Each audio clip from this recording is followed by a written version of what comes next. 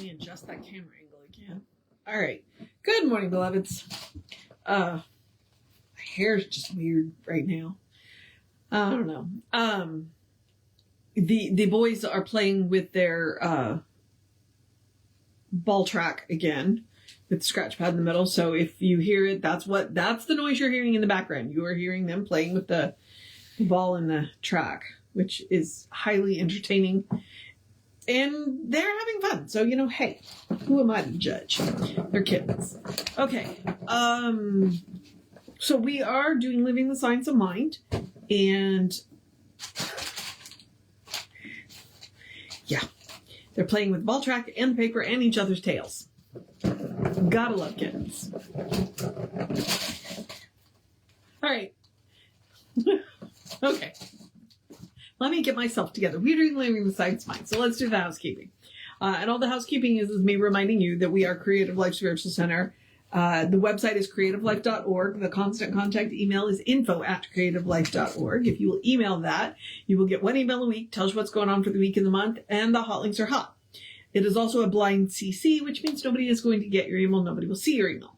So hopefully you will think that is worth doing. Now, I always want to mention the social media simply from the standpoint of we do not monetize it. We don't ask you to give us money through them. We don't ask you to give them money.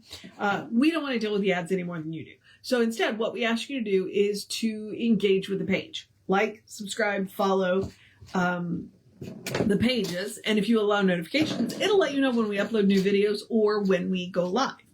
And then engage with the individual posts. So react to the post, comment on the post, share the posts.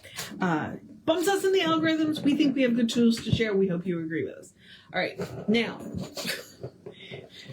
we are Creative Life Spiritual Center or Creative Life Spark. So if you don't see, I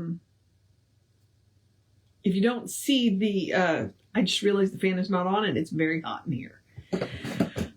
If you don't see Creative Life Spiritual Center, look for Creative Life Spark. And I am the running Rev Ryan on the social medias that I am on. So I would appreciate it if you would do that for me as well. All right. Today we are doing Living Without Fear. Hopefully we're getting to the end of the little comments or the little essays about fear. And why it's important is for the same reason,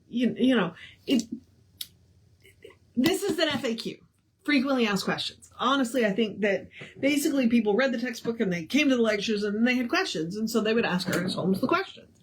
And so that's what this book is. All of these essays came from the take-home course, which used to be at the back of the Science of Mind magazine, it was 48 lessons. So it's been bound into 6 books. If you're interested, go to the Science of Mind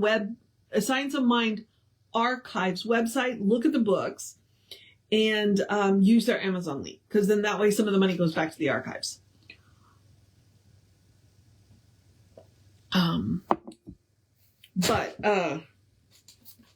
So we've been dealing with fear a lot. Now, again, this one ends in a meditation, so I'm going to do the same thing that I did. I'm going to do the reading. I will do my wrap up, and then I'm going to end with the meditation. So let's see how this goes. Okay. Living without fear. Fear is the greatest enemy of humanity. It is impossible for a person to do their best in life if they are filled with anxiety. We are speaking about morbid fear, the type of fear that devitalizes us mentally, emotionally, and physically. It is these morbid fears that we wish to rid ourselves of, and not the ordinary caution that is necessary to intelligent living. For instance, a person standing atop a high cliff would naturally exercise the caution of not getting too close to the edge. But if one has a dread of high places, for fear they might fall, or be seized with an irresistible impulse to jump, then they have a morbid fear of altitudes.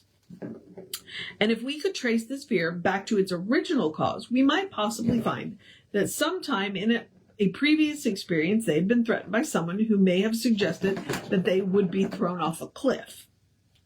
Or take the case of a child shut in a dark closet for discipline.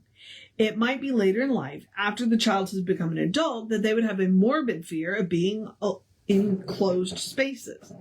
This is called claustrophobia, which means a morbid dread of being shut away alone. In adult life, the one who has been punished by being shut up in a dark closet might find it emotionally impossible for them to be alone, even in an ordinary room where there are plenty of exits.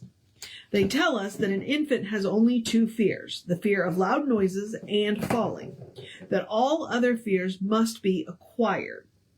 It was never intended that we should go through life filled with doubt, uncertainty, and fear. I think that's really interesting that infants have only two fears.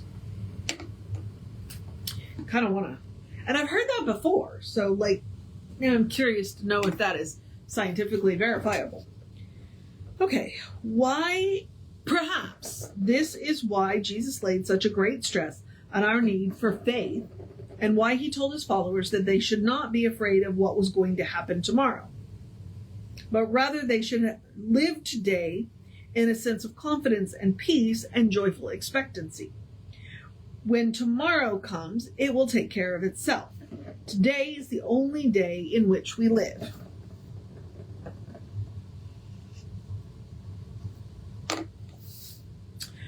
For when tomorrow comes, it will be another today, and so on through all of eternity. But unless we do live without fear today, we shall dread tomorrow. Those who live in dread of tomorrow generally live in the morbid thoughts of what happened yesterday. That's curious. Now, that being said, I have heard it said that anxiety is living in the future and depression is living in the past. Their minds are filled with things that were unpleasant in their previous experience, and the unhappy events that they fear will transpire in the future. The present day in which they live is robbed of all peace and joy and becomes a torture chamber sandwiched between yesterday and tomorrow. This so disturbs the mind that restful sleep is impossible. Such people seldom rise in the morning filled with a buoyant hope, joyful expectation, and the natural enthusiasm and zest for living which we all need if we are to get the most out of life. Yesterday is forever past. We cannot relive it. No matter how we may regret what happened yesterday, it is impossible to actually live it over again. But too often, in imagination, we do live it over and over again. And in doing so, bring all the misery of yesterday into today. I'm actually reading a book that's part of the plot point, is that one of the characters every night revisits this one particular really awful day. And it's talking about, how it's damaged her. Really interesting. Okay. Let's see. Okay, and that's kind of important, is that every time we go back and visit it, all we're doing is bringing the misery of yesterday into today. It's like, yes, learn from the past, but leave it in the past and take the lessons forward and don't do it again. Okay, back to the reading. Learn to forget yesterday. After we have gone over it and learned by our mistakes, see, that's what I just said, the thing to do is to correct those mistakes and forgive ourselves for anything that we have done. We must learn to forgive others. This is not always the easiest thing to do, but it can be done. If a person can be made to see that they must forgive in order to be healed of unhappiness, they will generally make the effort to do so. We usually give people some affirmations or affirmative prayers that will help them do this. And particularly, we encourage them to affirm that tonight they will sleep in peace and wake in joy and live in a consciousness of good. And honestly, that is really important. You can set up how your day is going to go by what you go to bed thinking about. It's one of those things that I've noticed, like if I'm working on a problem, if I go to bed thinking about the problem, I will typically wake up with a solution. So when I go to bed, I try and think good thoughts, happy thoughts, whatever, so that I wake up with those good thoughts, happy thoughts, whatever. And I don't take the problem to bed. What I do is I take the desire for a solution to bed. Because if I go to bed thinking about the problem, then obviously I'm going to wake up thinking about the problem. So what I do is I go to bed thinking about the solution and then wake up with a solution. So it's always a good idea to set yourself up for the best by thinking about all of the things that could go right, when you go to bed. It's worked for me, so I hope that, it's helpful for you. All right. We try to get them to feel that there is nothing in the universe seeking to harm them, and that while we all have made mistakes, there is no God of vengeance, no divine power that could, will, or wish harm toward anyone. We are the product of the universe. We are the offspring of the divine spirit. We are some part of its life, shaped and formed and acting as human, as an individual, as a person. And how could the great divine cause of our being seek to destroy or in any way harm that life which is the offspring of its own being? This whole morbid thought is just... wait, hang on. Let me try that again. This whole morbid thought that there is some deific power that is always testing us to see how much we can stand, or always restricting us lest we fail to recognize its overlordship, is one of the great psychological crimes of the ages. Yep. That's why I agree with Terry Pratchett's tongue-in-cheek idea of shooting the missionaries on sight, because people don't go to hell if they don't know about hell. Obviously, he's not advocating for that, but if there's nobody to teach you about hell, you're not going to go. But if somebody's there to teach you about hell, you could spend the rest of your life in hell. It really is humanity against itself, but we have come to interpret it as though it were God operating against humanity, as though it were the creator seeking to blot out its own creation, which is nonsense. Okay? The person who has learned to forgive themselves simply and directly, and who has come to believe that God eternally forgives, and who has learned to forgive all others, finally comes to a place where they know that the divine is for them and not against them. They reach a place where they know that love is the great reality. Whew. Reach the place where love is the great reality. If you want to get rid of fear, you need not take the time to consider each separate fear you might have. The fear of people, the fear of things, the fear of conditions, the fear of yesterday, today, and tomorrow. For all these varying forms of fear are rooted in one fundamental negation. We do not know that we belong to the universe in which we live. We do not realize that God needs us, or God would not have put us here. While it is true that we can trace specific fears to certain incidences that transpired early in life, and while it is true that if we do this, we can remove them, most fears finally resolve themselves into a few attitudes of mind, most of which are based on the belief no one wants me, needs me, or loves me. Possibly I am unworthy, unnecessary, and useless. I am inadequate to meet life, and I have not the strength or the power or the will to overcome obstructions, and I do not fit anywhere. Well, good Lord. Yeah. I mean, I've had those thoughts too, to varying degrees. Even now, and I've done a lot of work. They crop up, but the good thing is now when they crop up, I can look at them and go, you know what? No, that is not the truth of my being. I've had many good practitioners. Most of our fears can be traced to these unconscious attitudes of mind, which rise from our repressed desires to live more abundantly and our inward sense of inferiority because we are uncertain of the future. Well, I'm not certain about the future, but I am certain that I have a future. Well, the way to get rid of fear is through the cultivation of faith. A faith founded on the thought that God is all there is. Okay? A faith founded upon the thought that God is all there is. Which means there is no devil, there is no hell. God is all there is. If we learn to see God in people, in circumstances, in situations, we shall find spirit. Seek, and ye shall find. When we turn in complete confidence, with a simple childlike trust and faith, to life itself, it always responds to us. It will always respond to us. It does not matter that the history of any evil experience, no, hang on. It does not matter what the history of any evil experience may have been, or how long we may have harbored fear or resentment or doubt.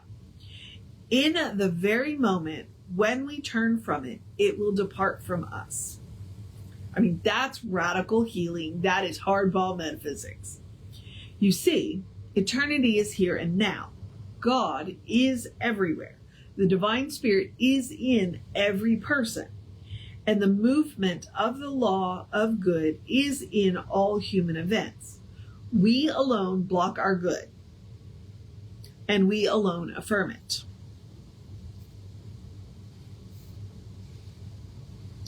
We alone can readjust our lives to a new way of thinking until all our patterns of thought are changed. I will remind you, yes, we can get in each other's way too. So, but it still comes back to when we get in each other's way, we're getting in our own way. In doing this, we shall be making the best bargain we have ever made, for we shall be swapping fear for faith, doubt for certainty, hell for heaven. And it is destined that we shall do all this sooner or later. So why delay the day of our freedom from fear? This is the day we should accept the kingdom which is forever given. This is the day that we should get complete clearance from all our yesterdays. This is the day that God has made. Let us be glad. Okay, and there's a very short meditation. It's only 3 paragraphs. So what I'm going to do is I'm just going to wrap up really quickly, go through that, and then I'm going to go back and I am going to do that meditation, and that's how we're going to end this. I like to do the meditations at the end. Hopefully it sends you off into a good thing. But I want to tell you I'm going to do the meditation. So I'm going to encourage you now to have a great day, a wondrous day, a fantastic day, a magical day, an enchanted day, a wonderful day, an awesome day, an amazing day. A take care of business day, a take a break day, a take care of yourself day, a drink plenty of water day, a cuddle your fur babies day, a listen to something amazing day. Be that a book, be that music, be that a lecture. Listen to something amazing today. Something that's mind-blowing today. Stay out of the sunlight between 10 and 2. Wear your sunscreen, because it's... be aware of the heat. It's going to be 95 here today, so I don't even want to talk about the feels like. Go be with your community day, because it is Sunday today. At least in 2025 it is.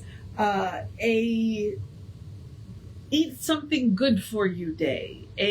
Take a nap day if you can. Get ready for the upcoming week day. Use your imagination for good day. I will remind you that worry is a misuse of imagination per Albert Einstein day. A good day. And if that is too much pressure, and I get it, occasionally it is, simply have a day. You are enough, just as you are. You are a beloved expression of the divine. As he says in that reading, you are a beloved expression of the divine. The divine's not working against you. The divine wants you to succeed because you are an expression of itself. Okay? You are a brilliant light, a divine spark, spirit in motion, God in action, a beautiful masterpiece, and a work in progress at the same time, at your own pace. Very important part of that statement. And as Reverend Jesse likes to call us, you are a godly.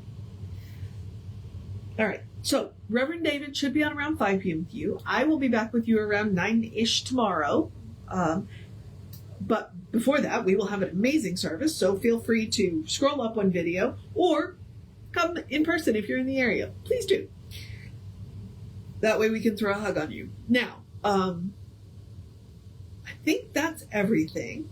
So we're going to do the meditation now. And that is how we are going to end. So this is a meditation on living without fear. Today shall contain joy and happiness, shall be filled with peace, and through it all there will be running the silent power of spiritual force, that which harmoniously and happily governs our thoughts and decisions and acceptances, so that everything will be done without effort. So we lay all weariness aside and accept the life-giving, invigorating, dynamic power of the Spirit, knowing that it vitalizes every organ of our body. It flows with strength and purpose through everything we do, even as it leads us gently down the pathway of life. Today is the day that God has made, and we are glad in it. And when the evening time comes, the cool shadows of peace shall fall across our pathway, and the quiet of the night shall enter into our souls. The beatitude of the Spirit shall flow through us as a river of life. We shall sleep in peace and wake in joy and live in a consciousness of good. For God is over all, in all, and through all.